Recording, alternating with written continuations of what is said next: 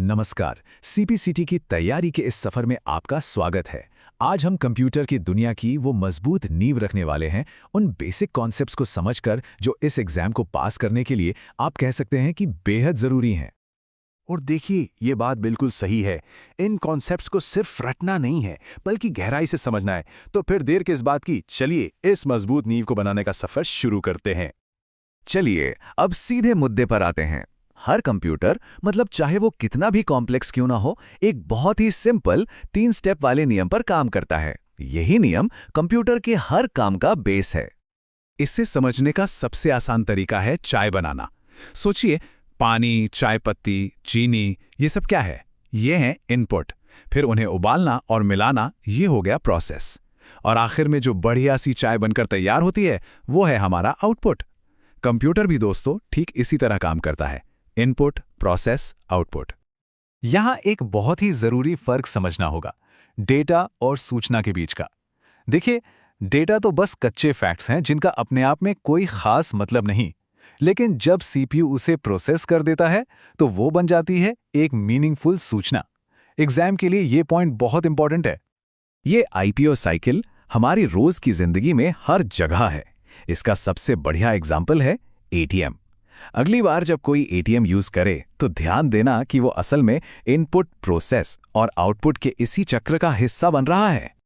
Exam में ये सवाल अक्सर आता है और इसका जवाब छिपा है प्रोसेस वाले स्टेप में, यानी सीपीयू।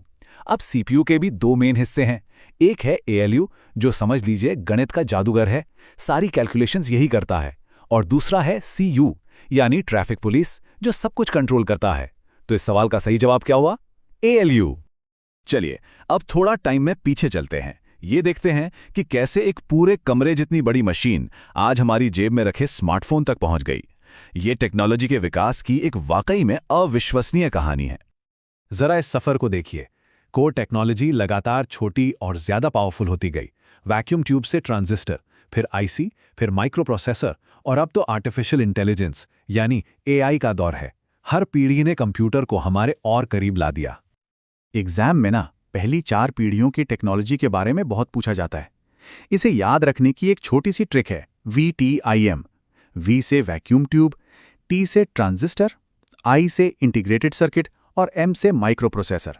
बस ये क्रम याद रख लिया तो समझो 1 नंबर पक्का। देखा, अगर VTM वाला फॉर्मूला याद है तो इसका जवाब तो 1 सेकंड का है। टी का मतलब है ट्रांजिस्टर, और यही वो कमाल का बदलाव था जिसने कंप्यूटर को पहली पीढ़ी के मुकाबले कहीं ज्यादा छोटा, तेज और भरोसेमंद बना दिया था। अब देखिए, जैसे हर काम के लिए एक अलग गाड़ी होती है ना, शहर के लिए बाइक, परिवार के लिए कार और सामान ढोने के लिए ट्रक, बिल्कुल वैसे ही हर जरूरत के लिए एक अलग तरह का कंप्यूटर होता है। इन दोनों में अक्सर लोग कंफ्यूज हो जाते हैं, लेकिन इन्हें याद रखना बहुत आसान है। मेन फ्रेम को समझिए एक बैंक मैनेजर जो एक साथ हजारों ग्राहकों को संभालता है, और सुपर कंप्यूटर है एक साइंटिस्ट जो अकेले एक बहुत बड़ी और मुश्किल प्रॉब्लम को सॉल्व करता है। तो अब ये सवाल तो बहुत आसान हो गया होगा। एक बहुत ही जटिल समस्या जैसे मौसम की भविष्यवाणी, इसे हल करने के लिए जबरदस्त कैलकुलेशन पावर चाहिए, और ये काम सिर्फ और सिर्फ एक सुपर कंप्यूटर ही कर सकता है। जैसे हम वजन को किलोग्राम में और दूरी को किलोमीटर में नापते हैं, वैसे ही कंप्यूटर की दुनिया में डेटा को नापने के लिए भी कुछ यूनिट्स होती हैं। तो चलिए कंप्यूटर की इस सीक्रेट भाषा को डिकोड करते हैं। यह है कंप्यूटर का मैजिक नंबर 1024। हमारी दुनिया में किलो का मतलब होता है 1000, लेकिन कंप्यूटर की दुनिया बाइनरी पर चलती है, यानी 2 की पावर पर।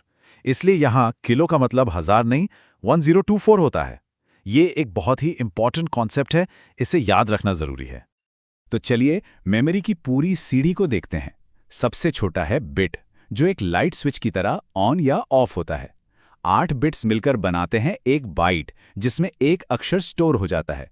और फिर आते हैं किलोबाइट, मेगाबाइट, गीगाबाइट और टेराबाइट। इन उदाहरणों से इनका साइज समझना आसान हो जाता है। इस क्रम को समझना बहुत जरूरी है। सबसे छोटा है किलोबाइट, उससे बड़ा मेगाबाइट, फिर आता है गीगाबाइट, और इन सब में सबसे बड़ा है टेराबाइट। तो सही बढ़ता हुआ क्रम क्या होगा? किलोबाइट, मेगाबाइट, गीगाबाइट और फिर टेराबाइट। तो देखिए, आज हमने कहां से शुरू किया और कहां तक पहुंचे। हमने सीखा कि कंप्यूटर आईपीओ साइकिल पर कैसे काम करता है, फिर कमरे जितने बड़े कंप्यूटर से लेकर एआई तक का उसका एवोल्यूशन देखा, अलग अलग तरह के कंप्यूटरों को समझा और आखिर में उस भाषा को भी जाना जिसमें वो डेटा को नापता है। ये सोचने वाली बात है ना? हर पीढ़ी ने हमें हैरान किया है। भविष्य में कंप्यूटर और क्या-क्या कर पाएंगे, इसकी कल्पना करना ही कितना रोमांचक है। अगली बार तक सीखते रहिए।